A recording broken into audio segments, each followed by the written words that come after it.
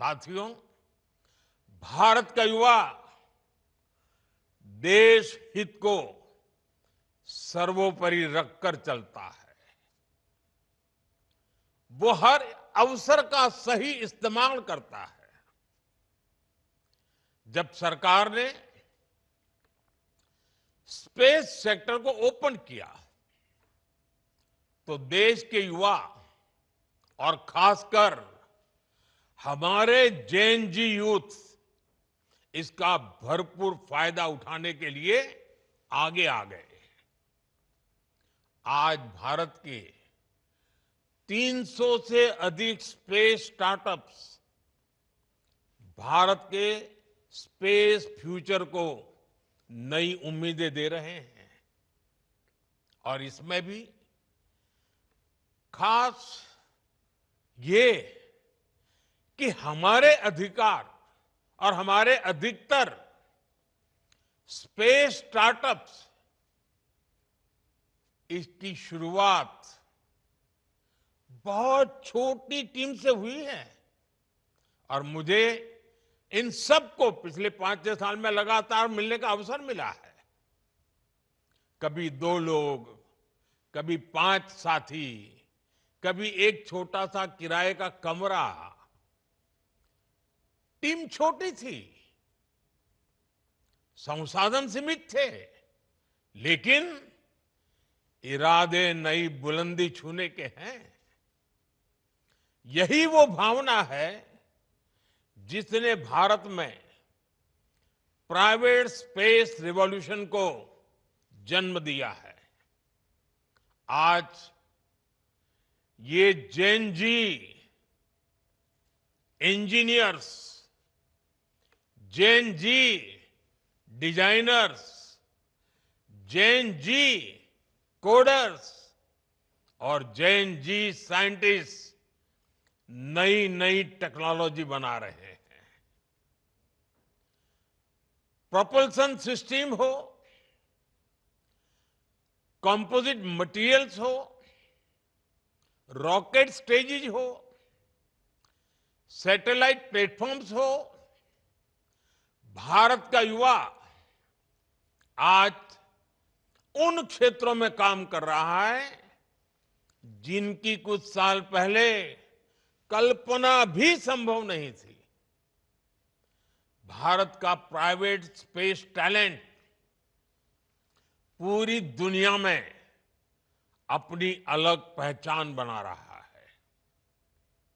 आज global investors के लिए भारत का स्पेस सेक्टर एक अट्रैक्टिव डेस्टिनेशन बन रहा है। साथियों, आज दुनिया में छोटे सैटेलाइट्स की डिमांड लगातार बढ़ रही है। लॉन्च फ्रीक्वेंसीज भी बढ़ रही है। नई नई कंपनियां सैटेलाइट सर्विसेज देने लगी हैं और स्पेस अब एक स्ट्रेटेजिक एसेट के रूप में जगह बना चुका है। इसलिए आने वाले वर्षों में ग्लोबल स्पेस इकोनॉमी कई गुना बढ़ने वाली है। ये भारत के युवाओं के लिए बहुत बड़ा अवसर है। साथियों, भारत के पास स्पेस सेक्टर में जो कैपेबिलिटी है, वैसी कैपेबिलिटी दुनिया में केवल कुछ ही देशों के पास है। हमारे पास एक्सपर्ट इंजीनियर्स हैं, हाई क्वालिटी मैन्युफैक्चरिंग इकोसिस्टम है, वर्ल्ड क्लास लॉन्च साइट्स हैं और इनोवेशन को प्रोत्साहन करने वाला माइंडसेट है। भारत की स्पेस कैपेबिलिटी कॉस्ट इफेक्टिव भी है और रिलायबल भी है। इसी वजह से दुनिया की भारत से बहुत अधिक उम्मीदें हैं। ग्लोबल कंपनीज भारत में सैटेलाइट्स बनाना चाहती हैं, भारत से लॉन्च सर्विसेज लेना चाहती हैं, भारत के साथ टेक्नोलॉजी पार्टनरशिप चाहती हैं। और इसलिए हमें इस समय का ज्यादा से ज्यादा फायदा उठाना चाहिए। साथियों, आज जो बदलाव हम स्पेस सेक्टर में देख रहे हैं, वो भारत में हो रहे स्टार्टअप रिवॉल्यूशन का हिस्सा है। बीते एक दशक में अलग अलग सेक्टर्स में स्टार्टअप्स का नया दौर शुरू हुआ है। फिनटेक हो, एग्रीटेक हो, हेल्थ टेक हो, क्लाइमेट टेक हो, एजुटेक हो, डिफेंस टेक हो, हर क्षेत्र में भारत के युवा, हमारे जैन जी नए समाधान दे रहे हैं। और आज मैं दुनिया के जैन जी को भी बड़े आत्मविश्वास से कह सकता हूं कि अगर जैन जी के लिए सच्चे अर्थ में कहीं से प्रेरणा मिल सकती है तो भारत के जैन जी से मिल सकती है। भारत के जैन जी की जो क्रिएटिविटी है, भारत के जैन जी की जो पॉजिटिव माइंडसेट है, भारत के जैन जी की जो कैपेसिटी बिल्डिंग है, ये अपने आप में पूरी दुनिया की जैन जी के लिए आदर्श बन सकती है। आज भारत दुनिया का तीसरा सबसे बड़ा स्टार्टअप इकोसिस्टम बन चुका है। एक समय था जब स्टार्टअप का मतलब केवल कुछ बड़े शहरों तक सीमित था, लेकिन आज भारत के छोटे छोटे शहरों और गांवों से भी स्टार्टअप निकल रहे हैं। आज देश में 1.5 लाख से अधिक रजिस्टर्ड स्टार्टअप्स हैं।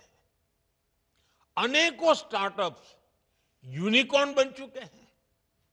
साथियों, आज भारत केवल एप्स और सर्विसेज तक सीमित नहीं है। हम अब डीप टेक, मैन्युफैक्चरिंग और हार्डवेयर इनोवेशन की ओर तेजी से आगे बढ़ रहे हैं। Thanks to Jain ji. आप सेमीकंडक्टर सेक्टर का ही उदाहरण लीजिए। सरकार ने जो ऐतिहासिक कदम उठाए हैं, वो भारत के टेक फ्यूचर की नींव को मजबूती दे रहे हैं। आज देश में semiconductor fabrication units, chip manufacturing और डिजाइन हब्स बहुत तेजी से विकसित हो रहे हैं। चिप से लेकर सिस्टम तक भारत अब एक मजबूत इलेक्ट्रॉनिक वैल्यू चेन तैयार कर रहा है। ये आत्मनिर्भरता के संकल्प का हिस्सा तो है ही।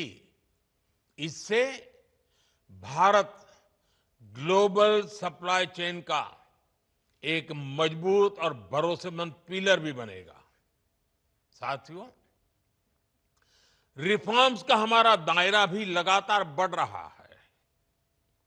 जैसे हमने स्पेस इनोवेशन को प्राइवेट सेक्टर के लिए ओपन किया, वैसे ही हम एक बहुत महत्वपूर्ण सेक्टर में भी कदम उठाने जा रहे हैं। हम न्यूक्लियर सेक्टर को भी ओपन करने की तरफ आगे बढ़ रहे हैं। इस सेक्टर में भी हम प्राइवेट सेक्टर की सशक्त भूमिका की नींव रखने जा रहे हैं। इससे small modular reactor, advance reactors और न्यूक्लियर इनोवेशन में अवसर बनेंगे। यह रिफॉर्म हमारी एनर्जी सिक्योरिटी और टेक्नोलॉजिकल लीडरशिप को नई शक्ति देगा। साथियों, आने वाला भविष्य कैसा होगा, ये बहुत कुछ आज हो रही रिसर्च पर भी निर्भर करता है।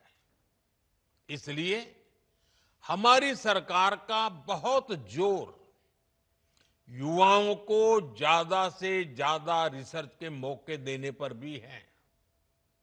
हमने राष्ट्रीय अनुसंधान फाउंडेशन का गठन किया है, जो आधुनिक रिसर्च के लिए यूथ को सपोर्ट करता है। वन नेशन वन सब्सक्रिप्शन, इससे सभी छात्रों की इंटरनेशनल जर्नल्स तक पहुंच आसान हुई है। 1 लाख करोड़ के रिसर्च डेवलपमेंट और इनोवेशन फंड से देश भर में युवाओं को बहुत मदद मिलने वाली है।